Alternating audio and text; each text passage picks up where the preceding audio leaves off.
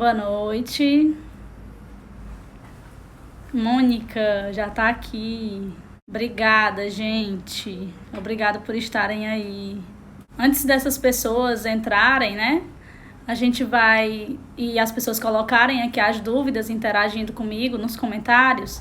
Eu vou falar sobre alguns temas que já foram sugeridos. E essas sugestões, elas vão ser seguidas em algum momento com vídeos que ficarão disponíveis lá no canal. Nós tivemos até agora 10 sugestões de temas. Realmente foi um retorno muito positivo. Então, os temas foram os seguintes até agora: estruturalismo, etnometodologia, que foi uma sugestão da minha orientadora, que está aqui online, variação linguística, mudança linguística, sequências textuais, gêneros textuais, processos referenciais, multiletramentos, construção de sentidos e teorias linguísticas. A gente vai ver que alguns desses temas realmente são muito grandes, por exemplo, teorias linguísticas. Seria impossível abordar esse tema em um vídeo só, mas eu estou construindo algumas produções para fazer esses textos acontecerem, certo? Esses vídeos acontecerem. O principal tema que foi sugerido foi realmente processos referenciais, talvez principalmente por causa lá da discussão, né? Da minha discussão no vídeo mesmo, sobre a associação da referenciação aos processos referenciais. Então, realmente, esse é um vídeo que vai acontecer, mas não necessariamente será o próximo vídeo. Eu vou sempre ficar divulgando na semana do vídeo o tema daquela semana. Então, eu não vou apresentar inicialmente, eu não vou apresentar logo o tema, uma ordem de temas. Esse tema vai ser sempre apresentado na semana do vídeo, certo? Então, processos referenciais vai sim acontecer, esse vídeo de processos referenciais, mas não vai ser logo no início, certo? Não necessariamente será o vídeo da próxima semana. Algumas pessoas me perguntaram sobre essa questão, né? Mayara, você falou das características da referenciação, mas você não falou sobre introdução de referentes, anáforas, retomadas de referentes. Esses conteúdos, eles não foram abordados porque realmente eles estão mais ligados aos processos referenciais. Então, essa questão de introdução, de retomada, tudo isso vai ser abordado neste outro vídeo, certo? E foi o Estélio que sugeriu, né? Ele sugeriu que esse tema, processos referenciais, fosse um tema de vídeo e que isso ia ajudar muito na dissertação dele. Ele até comentou. Realmente esse tema vai acontecer e eu espero que ajude mesmo, Estélio. Vai ser para te ajudar mesmo na tua dissertação e ajudar outras pessoas que puderem, né, que quiserem aproveitar esses vídeos para estudar um pouquinho nesse período de quarentena. É a minha primeira live, né? Então eu estou aqui interagindo pela primeira vez nesse mecanismo, através desse recurso. Live é troca, né? Até complicado não poder ouvir vocês, mas vocês podem interagir comigo através dos comentários. Muitas pessoas também me perguntaram sobre os livros, né? Os livros que eu utilizei, se eles estavam à venda, se eu vendia. Na verdade, eu não vendo livros, gente, eu indico livros. Eu deixei lá sugestões de leitura para quem quisesse ler sobre aquele conteúdo. Então, Bel colocou aqui uma pergunta, que na verdade já é um spoiler de outro vídeo, né, que é: qual a principal diferença entre a introdução e a anáfora? Então vamos lá. Nós temos alguns processos referenciais. Os 3 grandes processos referenciais são introdução referencial, anáfora e deixis. Qual a diferença então entre a introdução e a anáfora? Os referentes, eles podem tanto surgir nos textos quanto serem retomados nos textos. Essa é a principal diferença entre a introdução referencial e as anáforas. Em um capítulo que vai sair aí, né, meu, em coautoria com a professora Mônica Cavalcante, a gente define a introdução referencial e a anáfora como fenômenos muito maiores do que aquela divisão que a gente conhece, por exemplo, de anáfora direta, anáfora indireta, anáfora encapsuladora. A gente vai sempre associar a anáfora a essas retomadas referenciais. Então, vamos lá. A introdução referencial é a estreia desse referente no texto. É a primeira vez que esse referente é evocado. Então, quando a gente tem um texto, né? E aí seja esse texto verbal, imagético, sonoro, gestual, independente da semiose que for utilizada para que esse texto aconteça, esse referente ele precisa surgir. E esse aparecimento primeiro do referente é chamado de introdução referencial, aqui colocando de modo bem simples. E a anáfora é sempre a retomada. E aqui eu não vou dividir a anáfora direta, indireta, encapsuladora, apresentar as peculiaridades de cada uma dessas anáforas. Eu quero realmente diferenciar, então, introdução de anáforas, o surgimento do referente no texto e as retomadas desse referente, que podem se dar de diversas maneiras, e aí isso sim vai ser bem explicado no próximo vídeo. O Pablo perguntou: boa noite, professora, qual a sua compreensão usual do que se chama objetos de discurso na referenciação? E a professora Mônica, ela respondeu aqui: objetos co-construídos na interação no acontecimento do texto. Então é isso, eu coloquei lá, né, a professora Mônica até fez uma correção lá no meu vídeo, que foi, eu falei algumas vezes objeto do discurso, talvez até por esse momento novo de estar aparecendo, de estar gravando essas coisas, mas eu falei objetos do discurso, e na verdade é objetos de discurso, né? A Mondada, ela fala isso, objetos de discurso e não do discurso, que são esses objetos, esses referentes que surgem quando o texto acontece, certo? Preciso agradecer a Mônica por essas interações todas, e preciso até dizer que enquanto a Mônica comentava lá no meu vídeo, eu me senti realmente numa sala de aula dela, que a gente nunca constrói sozinho, ela sempre tá ali construindo com a gente. Oh, meu Deus, os papéis se invertem. Não se invertem, Mônica, nunca se invertem. O Protexto é um grupo de referência nacional, do qual faço parte aí desde 2014. O Protexto é o grupo do meu coração. Precisamos fazer nossas reuniões ao vivo.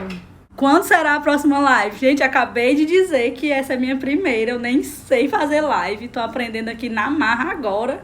Mas algumas vão acontecer. Não sei se vai dar muito certo, mas vai acontecer sim, certo? Outras lives acontecerão.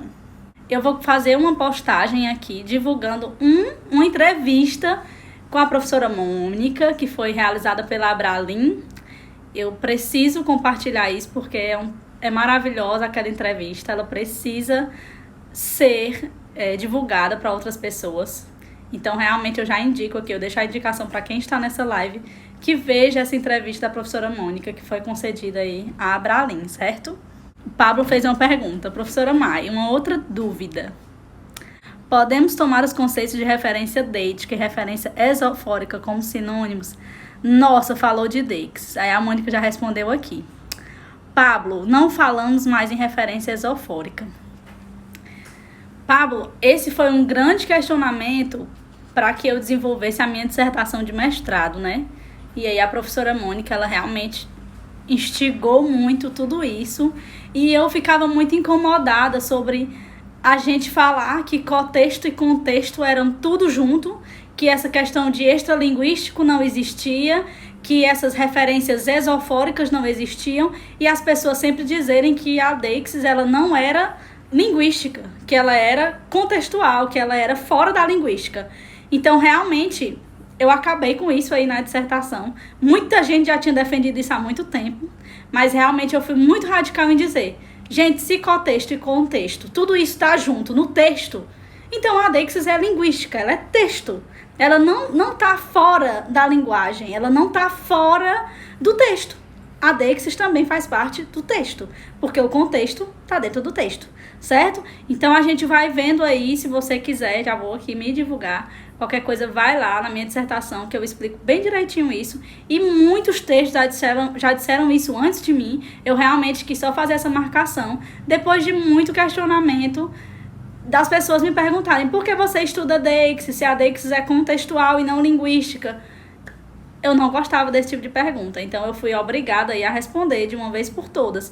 Vejo que todos esses autores disseram que o contexto também faz parte do texto, então referência esofórica já é algo mais ultrapassado. A gente hoje já acredita, sim, que tudo está ali dentro do texto, certo?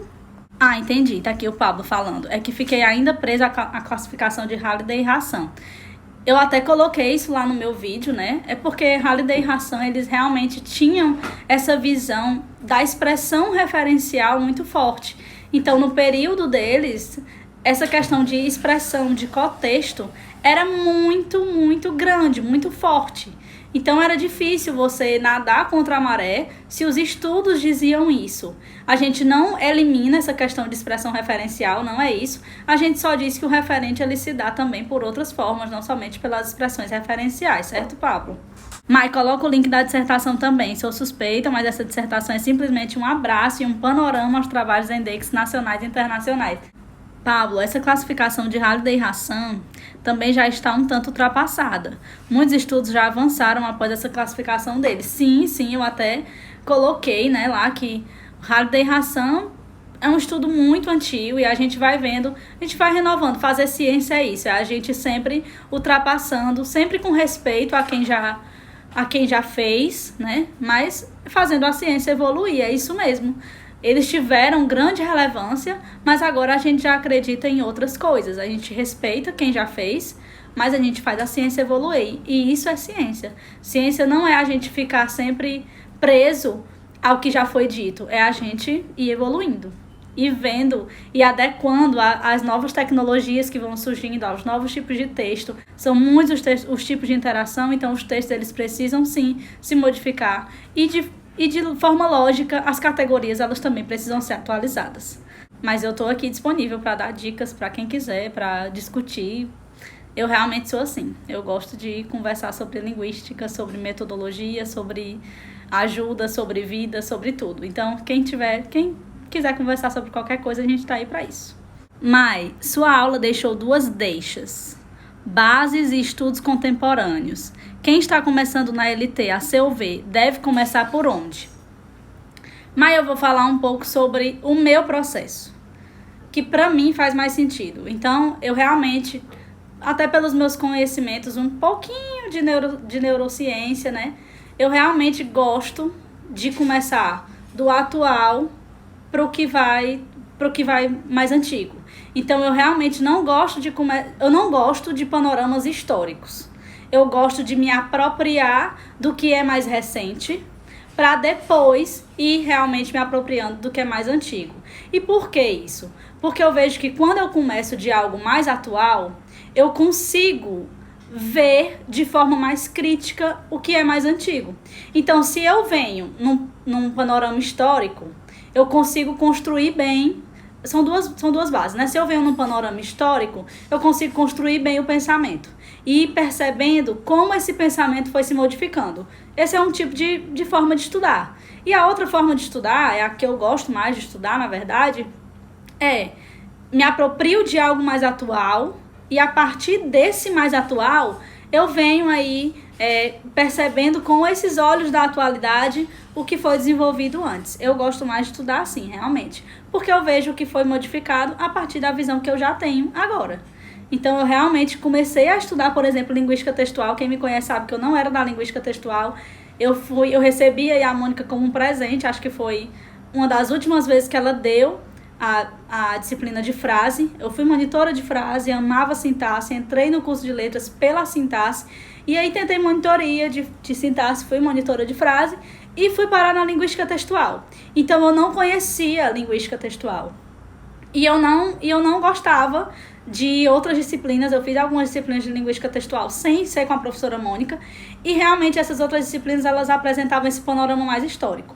Eu não gostava, porque eu achava que ficava cansativo. E no fim das contas, muitas vezes a gente não chegava nessas visões mais atuais. Então eu realmente gosto disso, de ver o que é mais atual e depois ir se apropriando do que é mais antigo, para a gente já ir vendo todo esse percurso a partir desses olhos mais críticos. E crítica aqui não significa desrespeitar quem já fez. Crítica significa ver como o pensamento evoluiu, certo? Luan, e a construção do referente Covid no discurso do presidente? Realmente tem essa questão. Eu coloquei lá no meu vídeo os 2 posicionamentos. E por que a referenciação é uma reelaboração da realidade? Porque a referenciação é isso. Quem considera uma pessoa, aliás, quem considera a Covid como essa pandemia, que merece sim esse isolamento, que merece essa quarentena para que a curva diminua, tem uma visão de mundo. Quem acha que a Covid-19 é só uma gripe que você pode sair e passar para todo mundo, tem outra visão de realidade. Né? Tem uma realidade aí reelaborada, reconstruída. Então, veja, a pessoa se utiliza de determinadas expressões para marcar determinados posicionamentos. Então, se eu digo que a Covid é uma gripezinha, eu realmente já estou marcando posicionamento.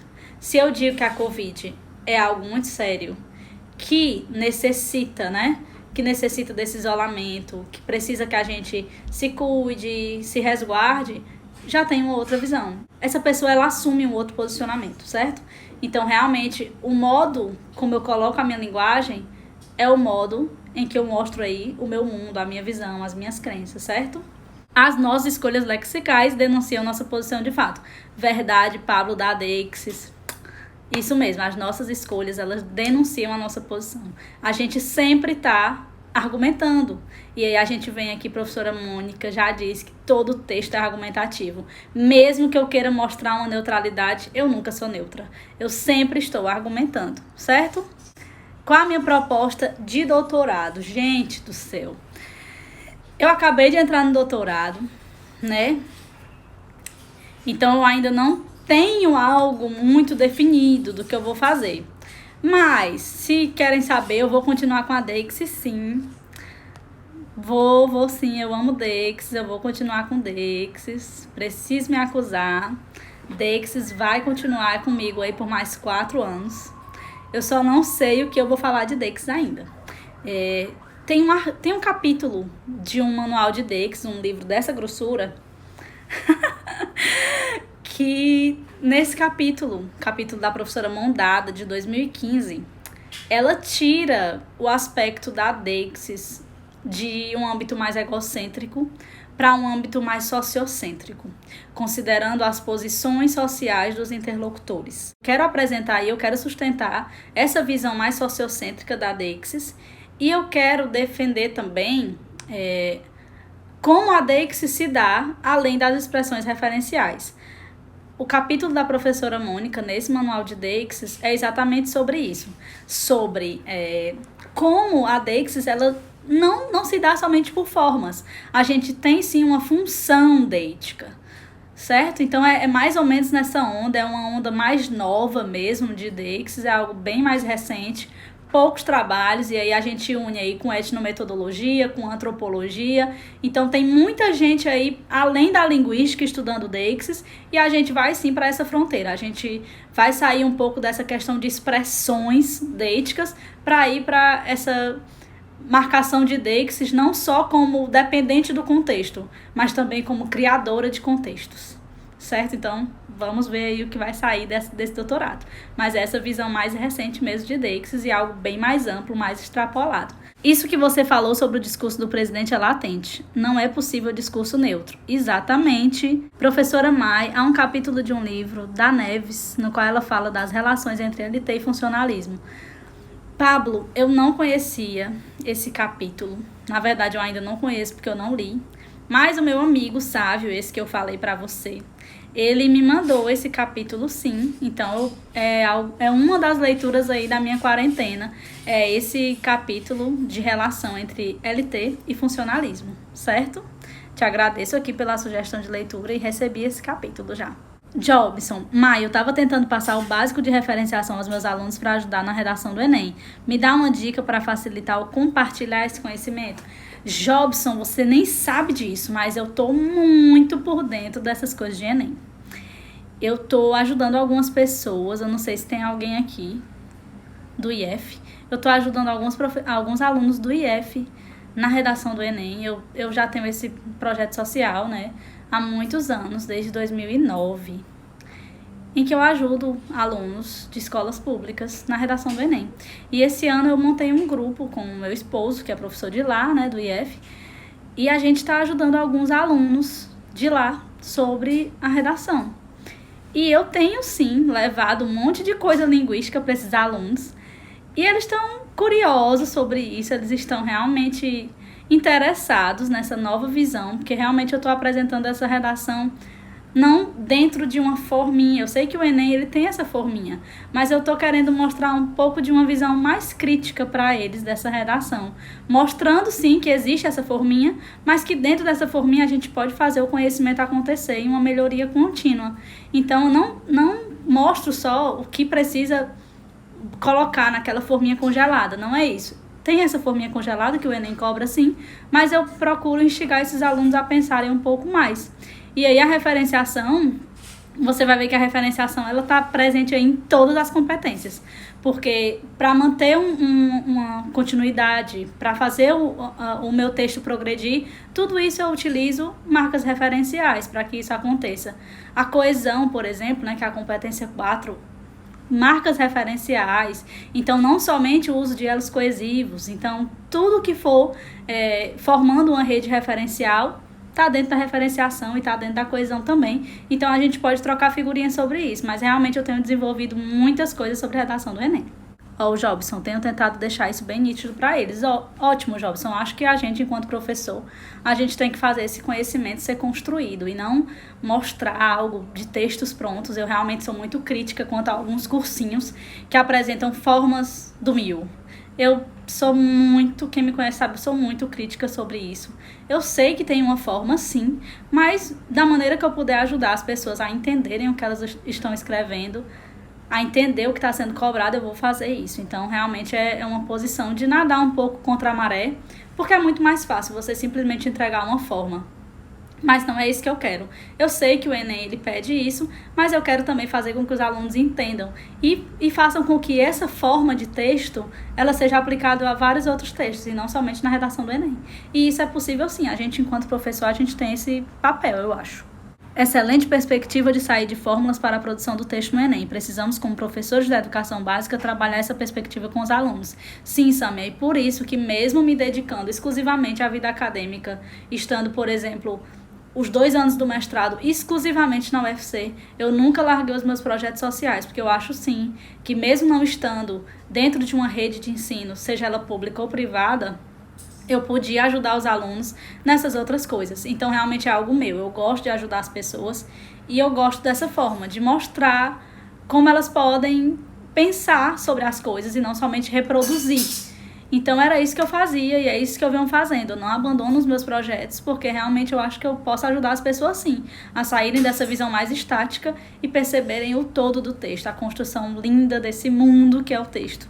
É válido levar a referenciação à escola, porque os meninos vivem em gaiolas textuais. Jobson, isso é algo que me dá uma dor no coração imensa. Essa questão de gaiolas textuais. O aluno muitas vezes não consegue compreender as estruturas e nem o porquê delas existem. E aqui eu ressalto uma coisa, né, essa questão dessas gaiolas textuais, que vai ser o tema de um vídeo lá do YouTube, que é a diferença de gênero e sequência. De forma a tornar mais didático lá o vídeo, a professora Mônica até fez lá um comentário, né? Eu falei sobre tipo de texto, né? E aí foi mais nessa questão de dizer tipo de texto de forma muito ampla, mas essa questão de tipologia textual é da metalinguagem da linguística textual.